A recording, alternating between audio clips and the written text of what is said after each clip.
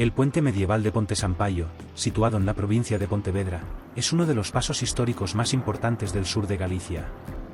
Este lugar ya era conocido en época romana, cuando formaba parte de la Vía 19, una calzada que conectaba Braga con Lugo y que resultó clave para la organización del territorio.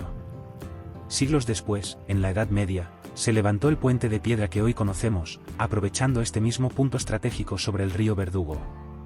Construido en granito, el puente presenta varios arcos robustos y una estructura pensada para soportar tanto el tránsito continuo como las frecuentes crecidas del río. Durante siglos fue utilizado por comerciantes, peregrinos y ejércitos, convirtiéndose en un elemento fundamental para la comunicación entre comarcas.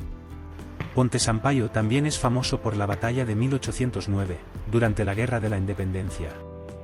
En este lugar, las fuerzas populares gallegas lograron derrotar al ejército napoleónico, marcando un momento decisivo en la historia local.